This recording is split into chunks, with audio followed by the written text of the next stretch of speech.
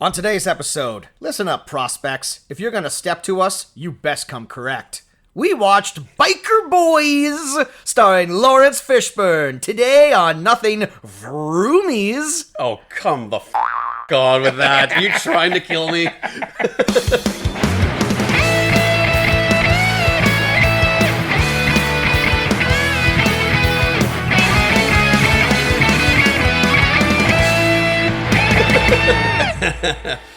All right, welcome back, everybody. Welcome back, however you wish to self-identify, to Nothing Movies, where we ask the question, the f*** is this? It's the podcast where we go through an actor's filmography and choose the most anonymous and culturally untalked about movies that they've made and decide whether or not they've got a certain something or if they're just a whole lot of nothing. I'm Kaz Lesgard. That's right, you are, and I'm Jameson Rafter. That's right, you also are Jameson Rafter. Thank you for noticing. I just noticed. Mm-hmm. Just notice it now? You're looking great. In terms of Jameson Rafters, you're near the top. Thanks, man. Of the ones that I know, which is one. Did you ever do that thing where, like, you search on Facebook for the people that have the same name as you? I mean, you and I have pretty unique names. Yeah, as far as it goes, there's truly no one on the planet Earth has my name, has my combination of first and last names, largely because Lesgard is a made up name that my grandfather made up. We originally were supposed to be Lesko. Well, okay, because my actual name. This is we're front loading the episode with Kaz's family history. Yeah, this is what you all tuned in for. So yeah, my grandfather's name is Lishkovsky, and then he just got tired of people asking him how he pronounced that, so they decided. He's like, fuck it. Yeah, they decided to change it in the mid '80s, and the family agreed as a collective on Lesko. And then on his way to, I guess, City Hall or whatever, wherever the fuck you go to sign on the dotted line or whatever, he had like a brain storm. Thank you. All I could think of was aneurysm. Brain fart. That's not true. That came later. Yeah, he was just all like, you know what? Lesgard is better than Lesko. So he went and he legally changed their last name to Lesgard. And when he came home, it's like, we're the Lesgards now. I'm like, what? And then my grandma hit him with a comically sized, like a rolling pin or something. Yeah, exactly. Yeah, he had a big bump on it. You big bump on dunderhead. his head. And yeah, I think it worked out for us because Lesgard is better than Lesko. But everyone had to reconcile with that and sleep on it. You gotta rope your wife in. Yeah. And all these different periods. I didn't expect you to say that he made that decision in the 80s. I thought you would have been like, oh yeah, like fresh off the boat in like the late 1800s, you know, yes, at Ellis Island. The Canadian Ellis Island off the pier of Victoria Bay. Yeah, exactly. Anyway, today we're talking about 2003's Biker Boyz. Biker Boyz with a Z. Yes, making this our second film in a row with an unnecessary Z at the end of the title. Following Slaughterhouse Rules. Yeah, we've had this one on the books for a while. I feel like actually from like the beginning, regrettably so, from like the beginning of the year. Remember, we sat down and we ran over like who's on our short list of actors we want to talk about, and I know Mr. Laurence Fishburne is on your short list. Yep, it was on my list. And like I feel like one of the very first movies we thought up when Laurence Fishburne was on the table was Biker Boyz, and I think it's just kind of been like a running. One of these days we're going to get to it. A running reference for this entire year is all like, okay, well, we have like this episode scheduled here, then it's WrestleMania. Do we want to do Biker Boyz? No, we got Halloween to think about. We just got to jump in Biker Boyz, and we finally did it. It seemed like the right time. Yeah, rip that Band-Aid off. It seemed like the correct moment. Well, in hindsight, maybe not, but... I mean, is there ever a good time to watch Biker Boyz? I don't think there was a good time to watch it when it was released, and there's certainly not a good time to watch it. There's never a good time to make it. That's right. Certainly. But no, that means we are talking about the career of Mr. Laurence Larry Fishburne the Third. Yeah. A very fucking cool guy who... Now, I was... Because this is what we do, this is what I do. Last night, I'm running through the man's filmography. I'm cherry picking the films that I want to talk about when we talk about his career. And what occurred to me is that Laurence Fishburne really is a contemporary of the sort of actor that we were talking about on our John Goodman episode. I just had that thought like earlier today that like he is serviceable in nearly everything. Absolutely, he does it all. Much like Mr. Johnny, he does film, he does TV, he does stage, voiceover. He has a very recognizable voice that doesn't really sound like anyone else's. That's true. Yeah, and he just constantly works. And running down his filmography. You forget that he's in certain things that you've seen. Absolutely. I'm running down his IMDb, and I'm all like, right, he did that, too. Holy shit, Mystic River, he was in that. Yeah. Right, he was in 61 episodes of CSI. I know, right? He was the lead of CSI for 2 seasons, Jameson.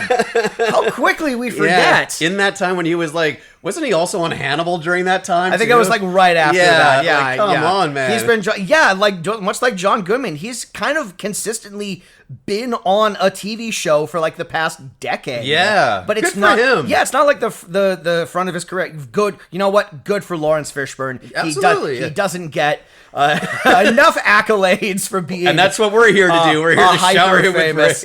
Only on the rare occasions where I feel like maybe this is a thing that has stopped now, but there certainly was like a in quotes joke going on for a while where he and Sam Jackson would constantly get mistaken for each other in interview sections, usually by white interviewers. Oh, okay. I was gonna say like they look nothing. They look nothing alike, but except that's for the the skin color, and I think right, exactly. You can do better, white people. No, but yeah, precisely. Yeah, even when Laurence Fishburne shaves his head, which he has done in some films, Morpheus for one, he still doesn't look like Samuel L. Jackson. Lawrence Fishburne's a very distinct looking guy. In fact, once we get into the movie Biker Boys, we will talk about actors who look like Laurence Fishburne and how that might be a plot point. But anyway, we'll get to that. Let's talk about super briefly Biker Boys.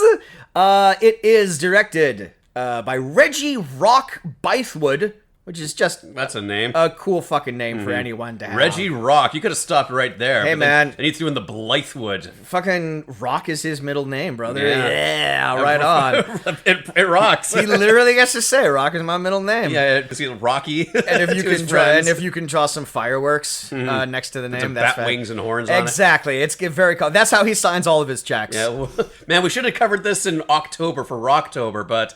Us and our stupid Halloween episode plan. Curses. Oh, well. Oh, man. But Reggie Rock Bythewood, he got his career starting off writing for television. He wrote a few episodes of the seminal sitcom A Different World, starring Lisa Bonet and Kadeem Hardison, both of whom are in this movie. He then wrote the screenplay for the 1995 film Get on the Bus, which was directed by Spike Lee, and he also co-wrote the screenplay for the Biggie Smalls biopic Notorious, which stars the star of this movie, Derek Luke, as Sean Puff Daddy Combs. So he works with the same people over and over again. As a director, he's mostly stuck to TV. He's created like a bunch of short-lived TV series that I have never heard of. His one other feature film is a film from the 2000s. It is a satire about a black female producer who's trying to break into the industry. It is a film called Dancing in September. I figured I couldn't say that without getting some sort of reaction. Well, you say that and then you give me a look like, it's okay. It's okay. Go ahead. You can do it. I'm right. setting you up for this. Of course, ironically, I did not remember that movie. He is also married to another filmmaker, Gina Prince Bythewood, who is the producer of this film, and in what I will call, let's call it a refreshing sort of parallel to how this usually goes in the industry, she actually has the better career. She's actually directed a lot of really good movies. She's directed Love and Basketball, Beyond the Lights, The Old Guard. Last year, she directed The Woman King. Oh, really? Yeah. Oh, wow. That movie fucking rips. Wow. Okay. Yeah, so, it's I don't know, it's kind of nice, like married filmmakers. Yeah, usually. Power couple like that. Exactly. Usually the female filmmaker falls by the wayside of the Hollywood industry, but no, she's out there making the big studio pictures and working with the big actors, and Reggie made Biker Boys. It's okay, honey. That's all right. Yeah. Do you think they go to like Hollywood parties and stuff? And she's like talking to like big. Have you met my husband? He directed Laurence Fishburne and Kid Rock in Biker Boys. Reggie also made a movie. Oh, what's that? What movie did you make? Tell him about your movie, honey. It's Biker Boys. I'm sorry, what? Biker Boys! It's Biker Boys! All right, fine. Yes, with a Z. Yeah. Yes. But anyway, Laurence Fishburne. Yeah. What was it that made you want to put him on the list? Other than just the fact that he's just a phenomenal actor that we both love. Oh, I mean, just like the sheer body of work that the guy has done. I feel like he's worked near steadily since the 80s, you know? And he'll just pop up in all manner of genre of film. And, you know, like I was saying before, like, you forget that he's in all these, like, great movies that I do like. And I was like, maybe that was, like, just part of the secret sauce is he's always done well in great ensembles, popular ensembles. I don't know, I feel like I'm kind of rambling a little bit. No, not at all. I mean, we'll go through the career, and there's like a definite like switch. Like, he's still your bankable leading man. He can still lead a movie. Yeah. But there's a definite moment that I feel like happens kind of roughly around like the mid-90s where he's just like, you know, I don't have to be the guy. I can just be... I can be a supporting player in something like this. Yeah, I can be fourth on the call sheet. You know, like I can be like the guy who comes in, has like a couple of scenes and walks away with the movie. I'll be like the CIA representative in this like political drama. Meanwhile, I'll be in like, you know, some sci-fi superhero nonsense. And he fits every genre like a glove, I'd say. So mad props to Laurence Fishburne. All right, let's run down the filmography here. I wanted to grab a couple of photos here because there's just two appearances here where I just wanted to showcase some looks that he has in these because he's got a lot of good looks. So Laurence Fishburne, I don't know if you're aware, Jameson actually started off as a child actor. So he's been going for quite a while. Well, wasn't his first movie like Apocalypse Now or something? Apocalypse Now is one of his first movies. Yeah. In fact, I'd wager to say it's his third movie. So he got his break on the long-running soap opera One Life to Live. He was on 16 episodes of that. This is what he looked like when he was that. Aww. That's little Larry at look his... at that little fro he's got. His little cutest. Also important to note, near the beginning here, so from like 1974 to like mid-80s, he alternates between being credited as Laurence Fishburne III and Larry Fishburne. And then from like the mid-80s to 1993, he's exclusively Larry Fishburne. So for like the first like 25% of his career, he is Larry Fishburne. If you go back to watch all of those movies, that is how he is credited. And it's interesting because like you definitely do have actors changing their name. Yeah, for show business reasons. But like it's usually like near the beginning of their career, you know? Like I feel like there's only like a handful of movies where you watch and it's just Philip Hoffman. And then I feel like maybe like a couple of other Phil Hoffman showed up. So like once he started being like a known entity, that's when he dropped in the Seymour there. But like by the time he changes his name, like Larry Fishburne was an established actor who had been in so many things. So it is interesting. So his first movie is a coming-of-age drama called Cornbread, Earl and Me. And he plays the coveted role of me. Of you? Kaz Lescar? Kaz Lescar. That's the only other time that name has... well, no, I looked through the cast, and he's not Cornbread, and he's not Earl, so I must assume that he is me. Now, is that Cornbread Earl, as in, like, that's the guy's name, or is it Cornbread, Earl? Like, we're talking about a guy named Earl and a guy named Cornbread. The second one, yes. Okay. So, yeah, this is a movie about a young boy who's traumatized after his friend is shot by police. And I believe the friend who is shot by police is an aspiring basketball star. I believe this is Cornbread. But that's his first movie. Then then he's in like a couple of other things. And then in 1979 he is in Francis Ford Coppola's Apocalypse Now, playing the role of Cleen Miller. Okay. Famously for that movie, when they started filming, he was 14 years old, and he lied about his age. He said he was 17. Just like my grandfather, who lied about his age to enlist into the military. Or the Air Force. Except he literally enlisted in the military. And not... although, according Whereas to... if it were the Vietnam War, they would have just drafted him anyways. I mean, if you have heard the multitude of stories about the shooting of Apocalypse Now, it sounds like at times it was as stressful as being in the Vietnam War. I was going to say, like, famously about Apocalypse Now, and I'm like, which story are you going to bring up? All of them collectively. You name a weird conflict about the story of a troubled production and Apocalypse Now is it's near the top of the list, absolutely. Of course, the funny thing with this is that filming on that movie took so long. By the time it was done, he actually was 17. So that's how long it took for actually. And Francis Ford Coppola, as a director, he clearly, wasn't put off of the experience working with Coppola, because he works with him 4 more times. It's one of the directors he has the best working relationship with. 1982, he is in the film Death Wish 2, the sequel starring Charles Bronson. Yep, seen that. He is a member of the Nirvana gang. His name is Cutter. He has awesome bebop glasses. Hell yeah. And he carries around a boom box through which, does. near the end of the movie, I believe Charles Bronson shoots him through the boom box. Then 1983 and 1984, he does back-to-back Coppola films. He's in Rumblefish and The Cotton Club. 1985, he's in Steven Spielberg's The Color Purple. Yep.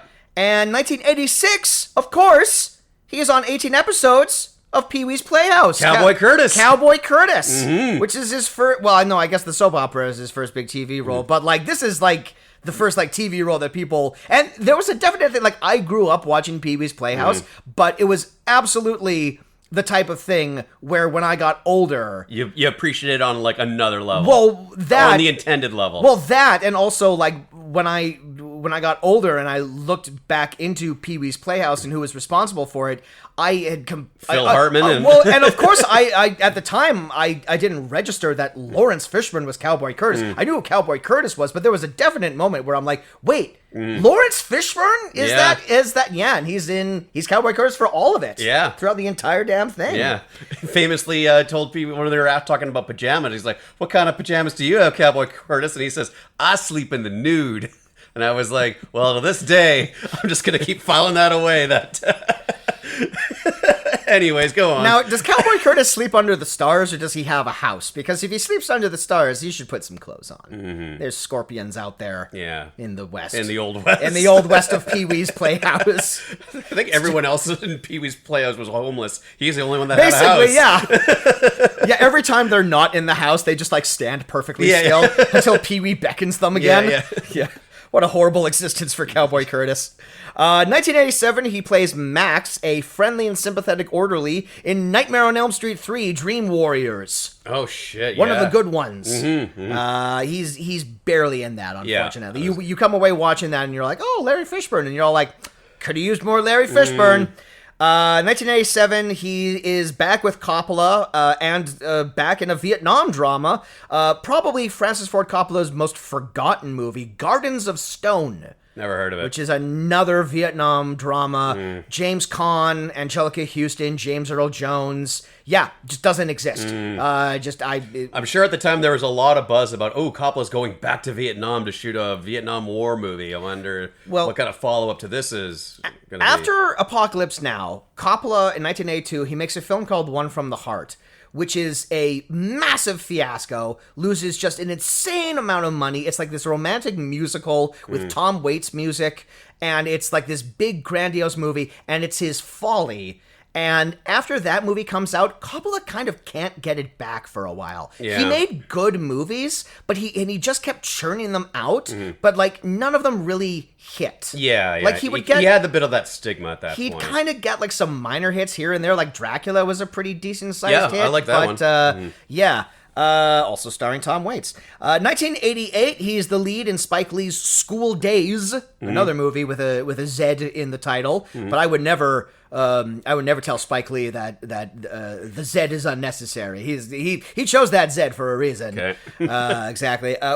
Interestingly, Laurence Fishburne never worked with Spike Lee again. You would have thought that they would have been in more than one project together. Yeah. But I don't know. Famously, Spike Lee, not always the easiest gentleman to get along with.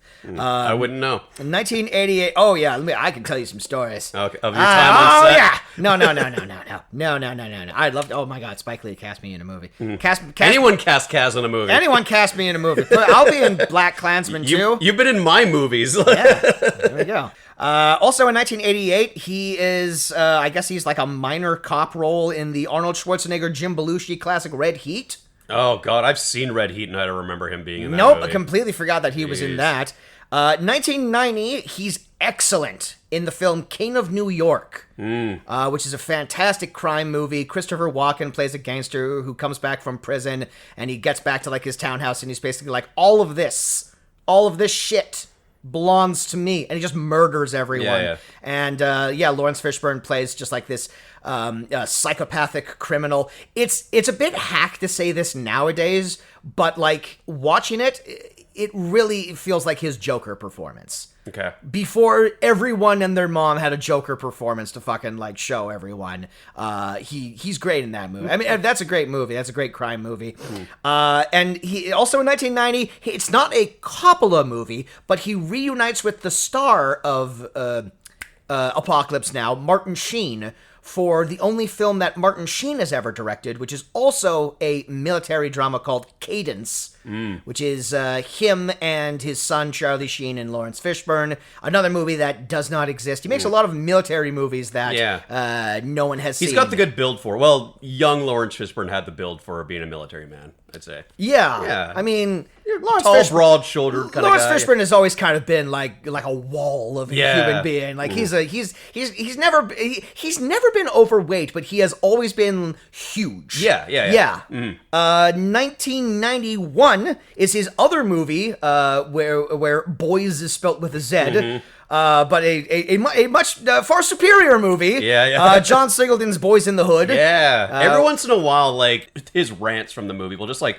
periodically crawl up into my my YouTube feed. Right. I'll watch him because he's so good in that role. Oh yeah, absolutely. Yeah. I mean, that's a movie where everyone is just tremendous. Everyone's so fucking good in that movie. Ice Cube is phenomenal in that movie. Yeah, that's just a brilliantly acted movie from beginning to end. And then 1992, he's in a undercover cop drama called Deep Cover, directed by the great Bill Duke. That's him and Jeff Goldblum in that. And notedly, that is his final performance as Larry Fishburne. From this point on, he is Laurence Fishburne. He's dropped the third, and it's just cleaner. It's cleaner. Drop the third, it's cleaner. It's what Justin Timberlake would say. And it really pans out for him because the very next role that he gets as his first role as Laurence Fishburne is Ike Turner in What's Love Got to Do with It? A phenomenal performance that, to date, is his only Oscar nomination. You know, I've never seen that movie, but I think I might have seen that movie because I know my mom's seen that movie. She's a big Tina Turner fan, and I think she loved that movie. And I think for the longest time, she just didn't like Laurence Fishburne because he was Ike Turner in that movie. Because he's an awful person in that, and she's like, oh, I just don't like that man. And then it's like, well, no, you see him, and everybody's like, oh, he's a lovely man. He's awesome, and it's... Absolutely. Yeah, so maybe I did see that movie. I mean, it's definitely worth a revisit because, my mom loves that movie and loved to hate Laurence Fishburne as Ike Turner. There was definitely a period after that movie came out where Laurence Fishburne was just like at the supermarket. Boo! Yeah, you're a horrible man. I'm an actor. It's a movie. It's not really Ike Turner. Yes, Ike Turner, brilliant musician.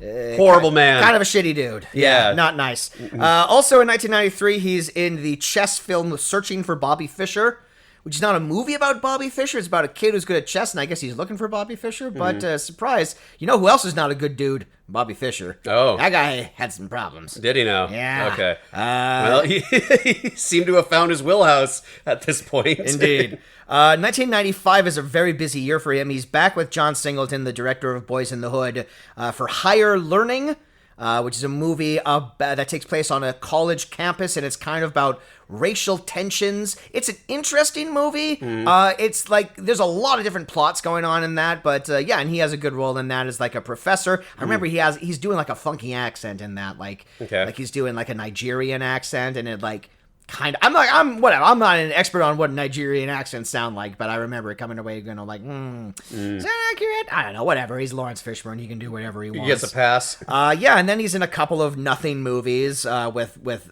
bland titles. He's in something called Bad Company with Ellen Barkin and Frank Langella. He's in something called Just Cause with Sean Connery. These movies don't exist. And he's also in Othello. He is pointedly one of the first African American actors to play Othello in a movie, who is not a white man in blackface. Yes. Well, it only took them to 1995. Better late than never. 1996, he's in the film Fled, which is not really, but kind of a remake of the classic film The Defiant Ones, in which Sidney Poitier and Tony Curtis play two escaped convicts who are handcuffed to each other, and they have to to run away from the law, and they have to learn how to respect each other on a certain level. And of course, the modern day Poitier and Curtis, Laurence Fishburne and Stephen Baldwin. 1997, he's in two very cool movies. Event Horizon. Oh, yeah. Which is... one of my favorite parts in the movie, where like they hear the distress signal and just like the people getting torn apart, and his reaction is, we're leaving. Yeah. Like, we're not going to go help them out. You gotta go. I mean, it's the classic Eddie Murphy thing about, like, if a black family moved into a haunted house, they'd be like, get out. We gotta go. We gotta get out of here. He's the only smart one. And then also he's in the film Hoodlum, which is a very fun period gangster movie where he plays a gangster, and Andy Garcia, I think, plays Al Capone? I don't know. He plays like a famous gangster. Okay. Tim Roth, Queen Latifah. That's a good movie. I'd definitely check that out. 1999, of course. Big year for the movies for a lot of different reasons, but one of the big ones, the top reason, he's in a little film called The Matrix. Yeah. In a role that reportedly was offered to his Just Cause co-star Sean Connery first.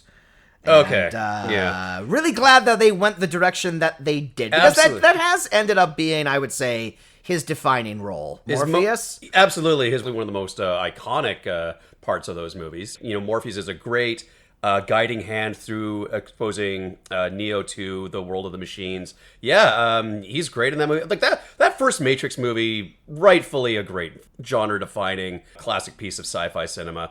Not so much the sequels. But I really gotta give the sequels another watch one of these days. When the fourth movie came out, I rewatched the first one with the plan to watch the other two, and I just never got around to the other two. Well, but maybe I just felt like the first one was so good that living up to it, how could the sequels live up to it? Also, they got a little too self-indulgent for my taste. Also, I think around that time, you know, the way that it affected culture. You see people walking around in their black leather trench coats and their sunglasses, and talking about like Plato's cave is actually taking the red pill, and maybe society's all just a simulation. And I'm just like, shut the fuck up and enjoy the goddamn movie. You know? Thank God a collective group of people didn't take that whole red pill, blue pill thing way out of context and like build like an obnoxious online movement around it. Yeah. I'm really glad we don't live in that universe. Boy. So I think around the time the sequels came around, it was just like, oh man. First one's so good, but it made a lot of bad, changes that people adopted into the zeitgeist. Yeah, and I mean, like, the zeitgeist, I mean, like, talking about that, like, a lot of, I mean, we're talking about the red pill, blue pill thing. That's him. That's his dialogue saying that. And that's true. I feel like most of like the iconography, if it isn't his dialogue, he's involved in it in some way. Like, he's the one that says, I show you how deep the rabbit hole goes. I mean, he doesn't say, I know Kung Fu, but he does say, show me. So I mean, that's important. That's an important part. You think that's air you're breathing and like it just shows up the battery and this is what the human race has become. And it's like, yeah, that explains everything you need to know about the Matrix and the whole thing about like find out what the Matrix is, and Laurence Fishburne is going to tell you what it is. All right, 2000. His only film as a director, which is based on a play that he wrote. It's a movie called Once in the Life, and it's from a play that he wrote called Riff Raff. This just looks like this little indie drama that I don't even think got a theatrical release. Barely exists as a movie, but I just wanted to point out that Laurence Fishburne has directed exactly one film. Maybe he will direct another one, but based on how this one worked out for him, maybe not. Okay. 2001, he is the voice of Thrax in the animated film Osmosis Jones. Oh, yeah. Careful, he's contagious. Oh, that's right. You gotta watch out. He's a big bad virus. You know what wasn't contagious? Osmosis Jones fever. No, they got a TV show out of it. Did they now? Yeah, Ozzy and Drix. Well, available how now was it? on. What? How do you think? I don't know. 2003. Huge year for him. The aforementioned Mystic River. Yep. In which a perfect example of what we're talking about, where like that's like your big Dick Swinton Oscar bait movie. One Sean Penn stacked cast. One Sean Penn and Oscar. One Tim Robbins and Oscar. Everyone's doing like fantastic work. Laurence Fishburne is just like fourth build, and he just shows up and he just does the job. And it's like he's not like aiming for any awards, but he's the guy in the cast that's fucking filling things out. He's sealing all the cracks. He's making sure everything's fucking working. And yeah, he's fantastic in that. So he's in that. He's in both Matrix sequels. Because I think people do forget with time, both those movies came out the same year. And a couple months apart. One of them came out in the summer and was a huge titty hit, and the other one came out in November and fucking bombed hard. Killed the franchise. And killed the franchise until 2 years ago. And of course, also in 2003, naturally, he's in Biker Boyz. So a big year for him. Lots of different things he's doing there. 2005, he's in the remake of Assault on Precinct 13, which is okay. Could have been worse. 2006, he's in a cute little family drama called Aquila and the Bee, where he tries to teach Keke Palmer how to be a good speller, and it's all heartwarming. I believe that's his third movie with Angela Bassett, because he's also done Boys in the Hood and What's Love Got to Do with It, of course. So yeah, they work together a lot. He's also the head of the Impossible Mission Force in Mission Impossible 3. Again, just kind of showing up and collecting a paycheck. That's right. That's the thing with the Mission Impossible movies is every movie Tom Cruise has a new boss. And 3 was Laurence Fishburne's turn. Is he ever going to come back? Probably not. Maybe. You never know. Mentioned a couple of things we've mentioned before on this podcast. 2007, as we mentioned on the Doug Jones episode, he is in Fantastic Four: Rise of the Silver Surfer as the voice of the Silver Surfer. First of his like supporting roles in a superhero franchise. He's gone back to that well twice. He's gone back to that well at least twice. Maybe there's a third I forgot about. I mean, one thing I know about him in his like private life is he's a huge comic book nerd. I'm sure he loves that kind of genre stuff. And when a script comes his way, he jumps at doing stuff like that. It's all like, I love comic books. I would love to be in a comic book movie. I'd love to be part of the MCU. And then it turns out he's in Ant-Man and the Wasp, one of the most shrug-worthy installments in the MCU. Oh yeah. He doesn't even get to do anything. He plays a character who grows super big, and his powers is that he turns into a giant man. He doesn't turn giant once in that movie. No, it's like the cursory in name only guy. Right? Absolutely. Yeah. He used to. Man, back in the day. Yeah. This guy was fucking growing all over the place. He doesn't so much do that anymore. Is this a dick joke? Because I think Ant-Man and the Wasp made that joke. Yeah, probably. Whatever. There's probably a tiny penis joke in every MCU movie. You just gotta keep looking for them. 2008, as previously mentioned, is the start of his tenure on CSI. He was on there for 61 episodes as Dr. Raymond Langston. Jesus. He's also in the film 21, which was that film about all the card counters that they whitewashed for the movie. Oh, was it? It was Kevin Spacey and Kate Bosworth and shit, right? Yes. Yeah. I saw that. Kevin Spacey and Kate Bosworth, again, weirdly, people who have been in 3 movies together. That's so weird. I bet she's regretting all of those. Probably. It's to the wrong wagon. 2009, he's in Armored. One of a bunch of people robbed an armored truck. It's a movie. All right. 2010, he's in Predators. What if there were Predators? Yeah, more than one. What if there? Yeah, exactly. And he's like the dude who's like was on the planet and became like native, and he's all crazy, and then he doesn't last very long. 2011, he's in the film Contagion. A movie that inexplicably became a huge hit in 2020 a little after for the some fact. reason. Yeah, wow, it's ahead of its time. Here we go, Jameson. Here's the other comic book movie that we forgot. Admittedly, this is the better role to get. Because of course, 2013, he's Perry White. Yep, in Superman's Man of boss. Steel. Absolutely. Yep. And he also He was appeared. fine in that, I guess. He was fine, exactly. I mean, who the hell cares about the editor of the Daily Planet? But yeah, I like seeing Laurence Fishburne and shit. So Perry White, like an important Superman character. He to me will always be a second tier J. Jonah Jameson. I have to say, in terms of like of characters in comic books, the gruff, like exactly, no nonsense. I don't know. Editor. I know Perry White is Superman's boss. I couldn't. He was also the OG. He was the OG? Yeah, he was the first newspaper editor boss who was like chewing out his staff and kind of a tough guy to work with. Everyone knows the J. Jonah Jameson depicted by J.K. Simmons there, but he was absolutely channeling the guy from the Christopher Reeve Superman movie. back in the day. Oh, yeah. I don't even remember who that was. Neither do I. Anyway. Because who the fuck cares about Superman's boss? Exactly.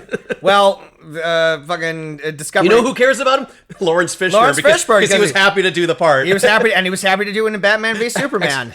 There was a really funny thing that he said. I think it was on Conan O'Brien when he was interviewing the cast, and he was like, "What do you think Perry White would think if he knew that Clark Kent and Superman were the same person?" He'd be like, I don't care. Yeah. You know, we have a deadline to make. Whatever sells papers. Yeah, exactly. Contrary to popular belief, we run other non-Superman related stories in here. Is that why you're always late, Kent? There's a financial collapse happening over there. Great answer. As a fan, great answer.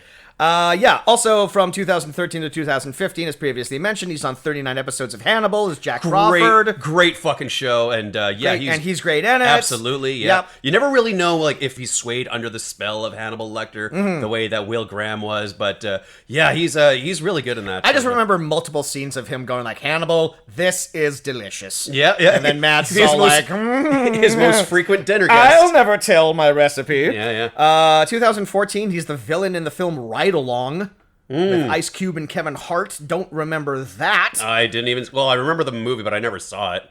2017 is a pretty big year for him. He's in the film Last Flag Flying, which is a drama with Steve Carell and Bryan Cranston, and they're like three army buddies. Steve Carell's son has died, and they have to go get the body back. It's like a dramedy. Bryan Cranston is like drunk and irascible. I think Laurence Fishburne is a priest or a preacher, and like he goes out for a weekend with the boys, and he lets his hair down. He also gets to play Nelson Mandela in a TV miniseries called Madiba. But also in 2017, he gets another franchise because he's back with old buddy Keanu as the Bowery King in John Wick Chapter 2. Together at last, I guess. Together again, once again. Together for the first time, once again, at last. We meet again for the first time. 2018, the aforementioned Ant-Man and the Wasp. He's also in the bonkers insane Clint Eastwood movie, The Mule.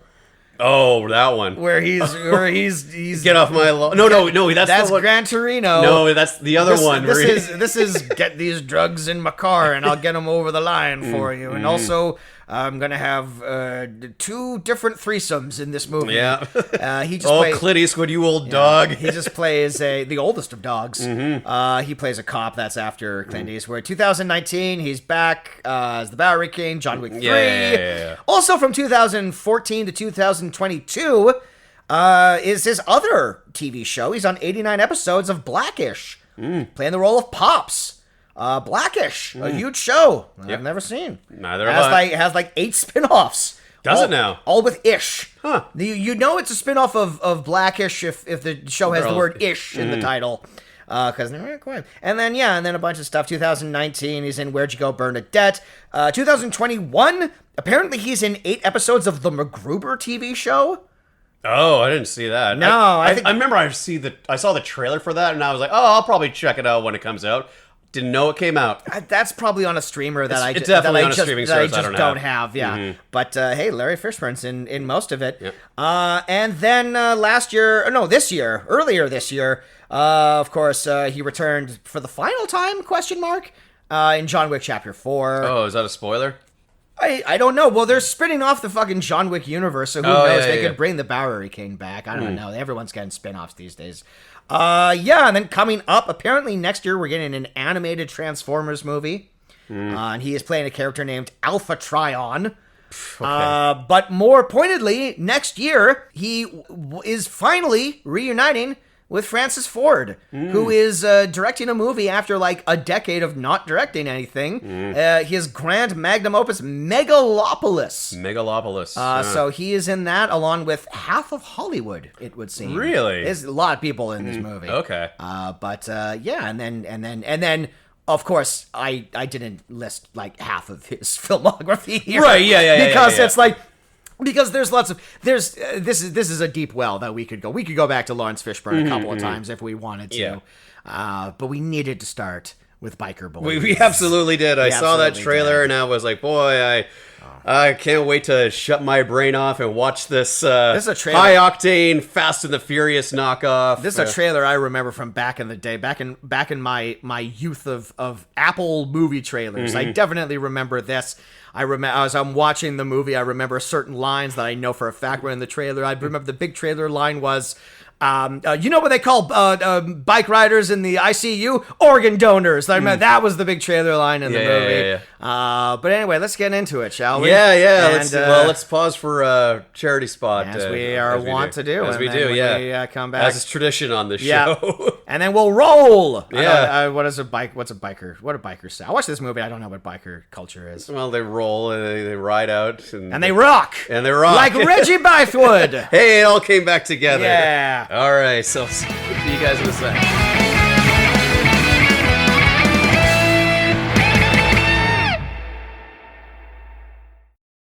As the winter months approach and the weather becomes increasingly colder, the homeless population of our cities face a great deal of additional hardships, including the risk of severe illness and death.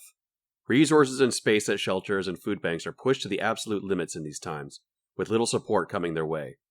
There are many facets to the homeless crisis in this country, and there is no one easy solution, though there are direct avenues to alleviate some of the suffering. One of those methods is the Street to Home Foundation, who have contributed capital towards the construction of over 1,400 units in 24 buildings across Vancouver that have provided homes to over 2,100 individuals, including children, youth, single adults, couples, families, and seniors who are currently homeless or at risk of becoming so.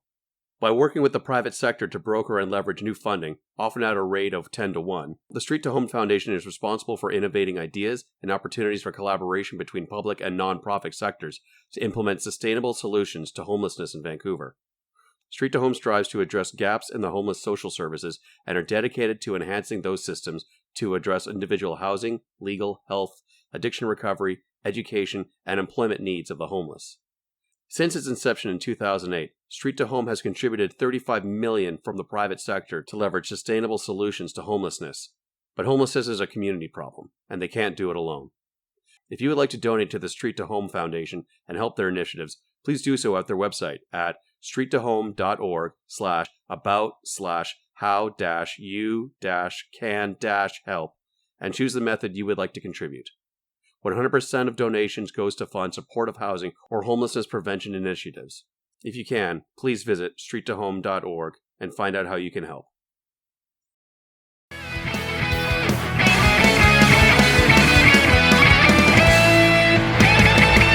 We've returned. I don't know. It's amazing how many episodes of this we've done, and I still have no fucking idea what I'm doing. We've returned, everyone. It's like what a... Did you miss us? Like what a British person says having sex. I'm returning. Almost. There we are. Jolly good. All right. Biker Boys. Now, one thing I don't normally do on this podcast, I've never done, I don't generally quote other people's reviews of the movies that we've done. Is it the one I think it is? Probably not, because this is someone that I follow on Letterboxd. Oh, okay. I just wanted to quote this because this is the best alternate title for this movie that I've ever heard. This is someone I follow on Letterboxd named Rob Hill. Shout out to Rob Hill. I just want to give the proper title of this movie, Two Wheels, Too Serious. Oh, that's very similar to this one Rotten Tomatoes review I found by reviewer Kaleem Aftab of The List. Basically, this is a cheap ripoff of The Fast and the Furious with fewer thrills, fewer spills, and two fewer wheels. They're really leaning in on that, huh? They're really trying to get the idea that... Like, was there like a writer's summit or something where they all agreed that we gotta at least mention that there's two wheels on a bike? Obviously this movie's coming out a couple of years after The Fast and the Furious.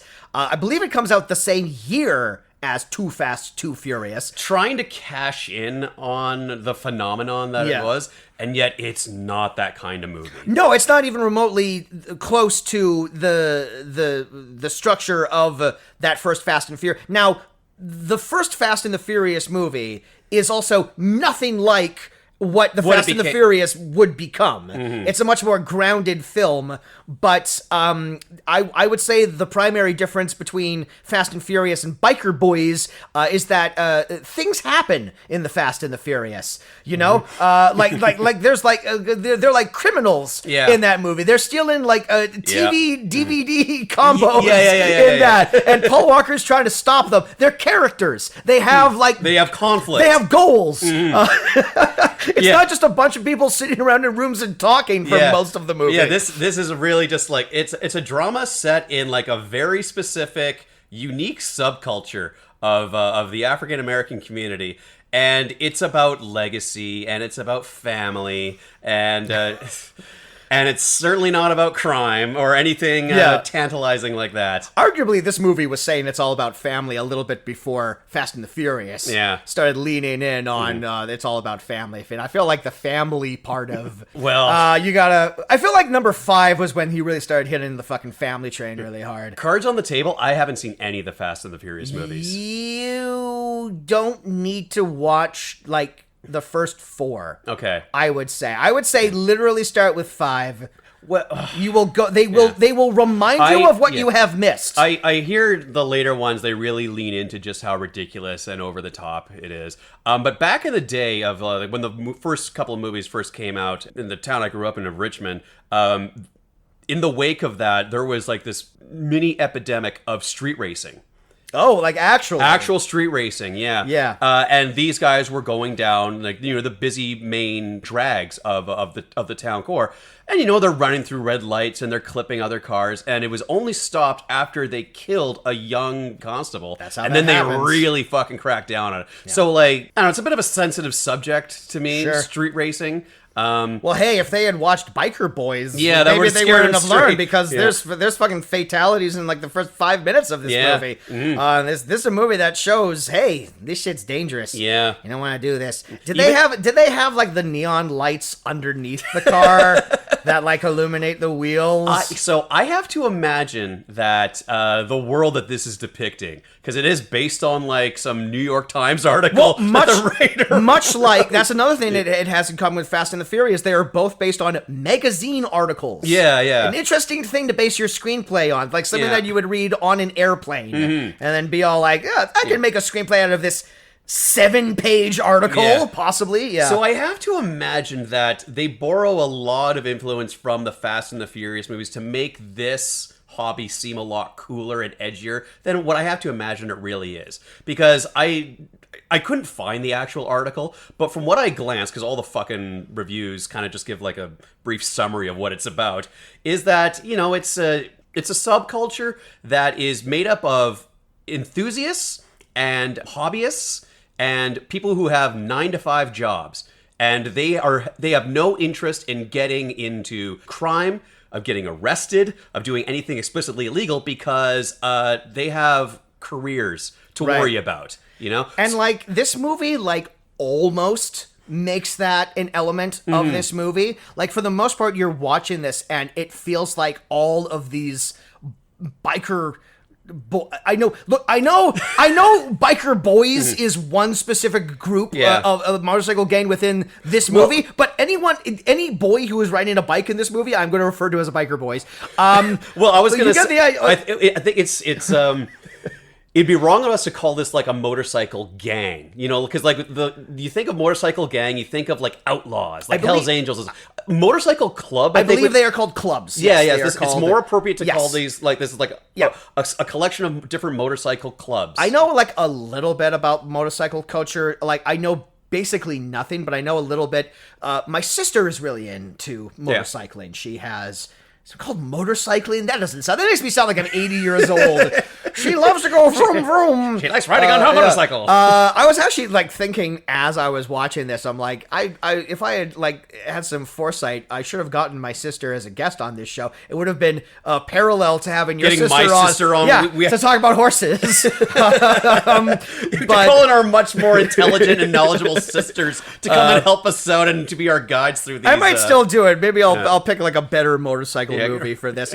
But to go back to what you were saying, this idea of like a lot of these people doing this are hobbyists who are just like doing this on like the weekend or whatever. They have like other stuff going on. Most of these biker boys seem to eat, drink, and breathe, riding hogs. Yeah. You know, but like, and only occasionally do we get like a little glimpse, particularly in Orlando Jones's character, who is revealed midway through the movie as a lawyer. Yeah. And he like shows up in a business suit at one point in time. He is still referred to as Soul Train. Yeah. Which is my favorite point. Yeah. This is, His motorcycle I just want name. to, hold on, I want to bring this up right here. Much like the last time we talked about a motorcycle movie, 1990, The Bronx Warriors. Oh, if that counts.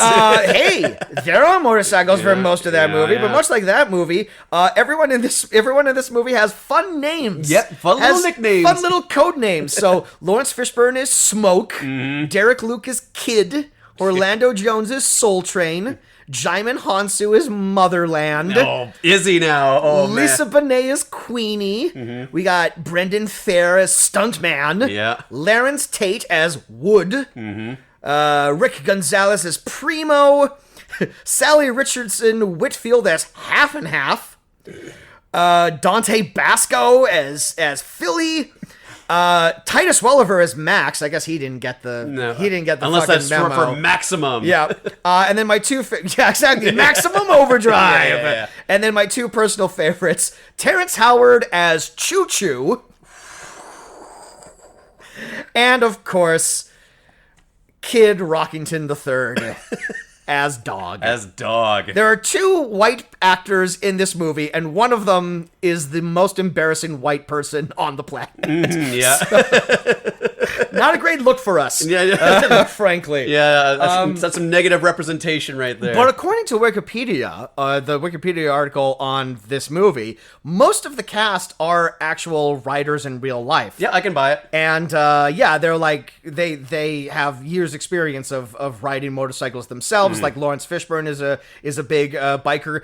One of the IMDb trivia points in this is he tried numerous times to convince Reggie Rock Bythewood to not call the film Biker Boyz, because in his own words, only a pansy-ass group would have that name. He tried to Which is reflected in my notes. Absolutely! It's a stupid fucking name. It's a dumb name for your movie. It's a dumb name for the club within the movie. It's terrible. He tried to get him to change it to Biker Dudes, which I guess is marginally better, but like just ever so slightly. You should have fought a little bit harder there, Laurence.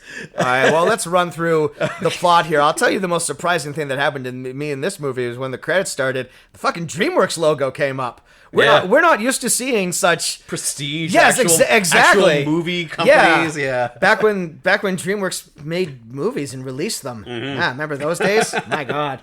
All right. The movie opens in like this remote part of downtown LA. Where we're going through like this legit long take through like this, just like a warehouse party of one of the bike gangs. I believe it's the Soul Brothers motorcycle club. I shouldn't say gang. Through the Soul Brothers club, where their motto is no firearms, no ugly chicks, and no bullshit.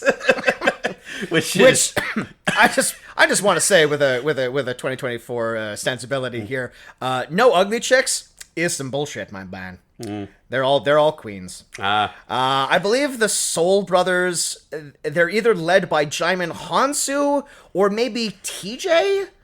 It feels like those two kind of like co-lead this gang. I don't know. Yeah, there's always like the head of the club and then like the prez and then their immediate lieutenant. Right. Yeah, and so they're always kind of like side by side, you know, having little back chat. So I think Jaimin Hansu is the prez of the Soul Brothers. Yeah. I'll front load this with some Jaimin Hansu talk because Jaimin Hansu is one of my favorite actors. Yeah. I fucking love that guy. And like for someone who has 2 Oscar nominations, he's maybe one of the most criminally underrated actors working in Hollywood.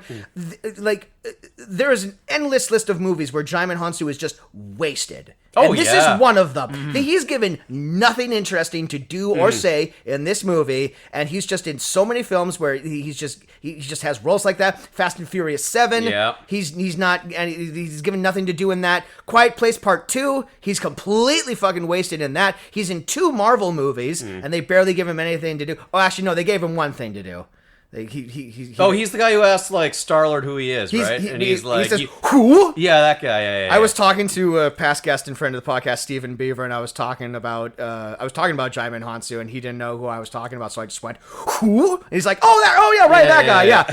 Which is absolutely supports my point. He fucking, that's one word, and he fucking crushes it so hard. Everyone knows who you're talking about when you say who. Exactly. I fucking hated Shazam too.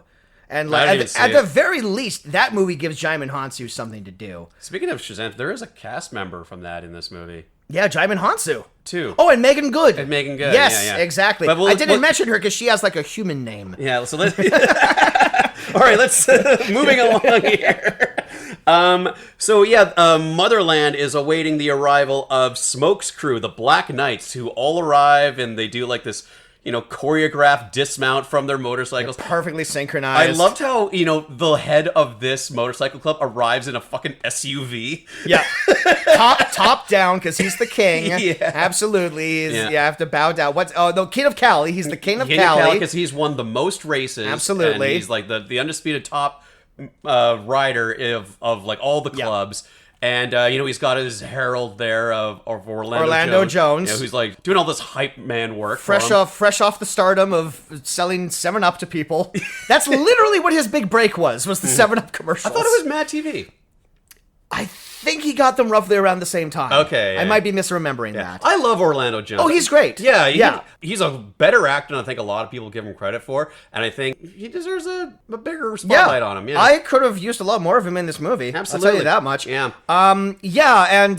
The fucking Black Knights roll in, and it's clear why they were late to the meeting, because they had to practice that. They had to practice that dismount. It's all like, Smoke's like, we're not leaving until everyone's foot hits the pavement at the same time. And it's like, it would be one thing if that happened once, but it happens a couple of times. It's like there. That's their thing that separates them from all the other They're clubs. Fully in sync. This group. And then like among these two guys are Smoke's chief mechanic, Slick Will, I believe his name, who's like his best friend and who like fixes up his bikes and makes them all supercharged. His top mechanic. Top mechanic and best friend. And Slick Will's son, who is played by that Derek Luke guy. Yeah, Derek Luke, who this is his period where studios were trying desperately to like make him a thing. Like a year before this, he had his debut in a film that Denzel Washington directed called Antoine Fisher, where he plays like a real life guy who has like some hardships or whatever. This is his immediate follow-up to that. Then he's in Friday Night Lights. He's in that basketball movie Glory Road. He's in Captain America: The First Avenger. He's one of the Howling Commandos. Oh yeah. And like he's still around. But I feel like... He never really got his big break. No, they gave him a bunch of, like, things. It's all like, maybe this will be, like, an Oscar drama. Maybe this will be, like, his... A very Taylor Kitschian trajectory. Somewhat, yeah. They tried to make him a deal, and didn't quite work out for him. No. Yeah, the last time he was in, as previously mentioned, the last time he was in anything really significant was when he played Puff Daddy. Another person he does not look like. All right, so someone in Motherland's crew challenges, because they're all there for a race, and it's a race for Smoke's crown, because everyone's gunning for the crown because he's the best racer. Well, it's Choo Choo. It's Choo Choo. It's Terrence Howard, an early role for one-time James Rhodey. Yeah, exactly, and founder of Teriology, Terrence Howard. Terrence Howard has like his own mathematics. I'm not surprised. Yeah, he's wrote like dissertations, like trying to prove that 1 × 1 = 2, and not 1. And he has like all this math to back him up, and he's been like laughed out of academia for it. Weird guy, Terrence Howard. Here's another mathematic equation: 1 Marvel Cinematic Universe minus Terrence Howard equals success. Yeah. Anyways, they start the race. And Laurence Fishburne wins it, but his opponent has like this accident, just like a mechanical failure that sends him crashing into a car, and his bike goes flying into the crowd and kills Laurence Fishburne's beloved mechanic in a pretty impressive looking stunt. It's maybe the coolest thing that happens in the movie, and then they're trying to give the impression that Kid's dad is just like this stone cold badass as the motorcycle is coming right at his head. He doesn't blink, and we see for a fact that he does not blink, and that he just gets creamed through a fucking window, he turns into a puddle of fucking blood. Yeah. And Terrence Howard also bites it too, because he. For a moment here, I thought that as like, oh, is this going to be the plot? Did like someone tamper with Choo Choo's bike, and we're gonna find out later on that maybe Laurence Fishburne is a little like not so good of a guy. Maybe he got to be on top because he's no, it's not even a thing. Just something happened. Yeah, we don't even find out what freak accident. Just a freak accident, and now 2 people are dead. Yeah, but the heavy implication there is that Kid. Not Kid Rock, but Derek Luke Kid. Man, that's going to happen a lot. That must have been confusing for Kid Rock when he got the script. Yeah. And it's just this character named Kid the entire time. There's that one moment where Kid and Kid Rock are like having a conversation, and Laurence Fishburne enters the scene, and he goes, "Hey, Kid, I really wanted both of them to be like, yes." That was like the 30th take, because every time Kid Rock turned his head over, and Reggie's like, "God damn it, no! It's not Kid, it's Kid. Kid, listen, when Kid says his line, you turn the thing. Got it? Got it. But anyway, what? Yeah. But anyways, Derek Luke, he blames Laurence Fishburne for killing his dad because had he not, I don't know. He turns his back on the club for a while. They're at the funeral, and he takes 6 months to like mourn properly. I feel like he does a little bit more than that, but no, like they're at the funeral, and Laurence Fishburne shows up with the motorcycle club, and they do like the revving engine salute, and then he shakes his mother's hand and says, "If there's anything you need, just call on me, and here's a flag that all the guys in the club signed." And she's like, "Thank you, he would have loved this." And then he goes to say something to Kid, and Kid won't have any of it. He turns his back on him, and and then he just skips town for a while. I think largely this can be chalked up to the fact that Kid, the ostensible protagonist of this movie, is an asshole. I hated this guy. He's so unlikable. He's just like an unlikable little shit. Yeah. And all that happens over the course of this movie is he gets like a gang of unlikable little shits. Yes. That's all that really happens in this movie. Which I'm sure was like per the article, which is about, okay, it's these, old American motorcycle guys like Harley Davidson, all these like choppers. It's the old guard versus the new young blood of like, okay, where they're getting all these imported Japanese motorcycles. And I don't want the fucking new blood to win. No, they all suck. No, I want the old dogs to fucking like roll on up. Yeah. Specifically the old dogs. Tim Allen, William H. Macy. Sorry. All right, so I got off track here. I kind of jumped ahead with going over some plots. Do you want to bring something up? Now, look. Now, I understand that Slick Will, he lived the life. He was in with the crew and everything like that. I understand that, like motorcycle clubs have like their own way of like showing respect and everything like that. When this fucking train of like 50 people on fucking motorcycles roll up to this fucking funeral, and there's like old people in like black suits and stuff like that, and like his mother is like mourning his death or whatever and stuff like that, and they come and they just go I'm just all like, I kind of hate motorcycles, Jameson. I kind of not into them. I kind of think they're obnoxious, which is another reason why I didn't invite my sister on this episode because I didn't want to have to say that to her face. I support her. I support her hobbies. Yeah. It's aggressively not for me. It really isn't. Well, what's so funny, based on what I gleaned from, the actual article, is that these guys are hobbyists, but like it's not a complete lifestyle thing. Yeah. I imagine if they were friends of Slick Will, they would have gone to his funeral. They absolutely would have been invited, but they probably would have come in suits and they would have driven there in their like Subarus, right? Right. Like, they would not have rolled up in there in their leathers and like disturbing like the somberness of the occasion, That's my It's take like, on it. look, I get that you want to honor your fallen brother in the way that makes sense for your club and everything like that. Maybe don't do that at the actual funeral. Have your own memorial thing. Yeah, yeah. And you're not disturbing like a funeral in progress. Yeah. I mean, the way that the club system is set up is like they don't shy away from throwing parties. Like every other scene is like a different party, a different dance, and it's all themed. Little motorcycle jamboree. That Absolutely, they have, yeah. Oh my god! Halfway through the movie, when Kid invites his mom to like the annual sock hop or whatever it is, We go every year.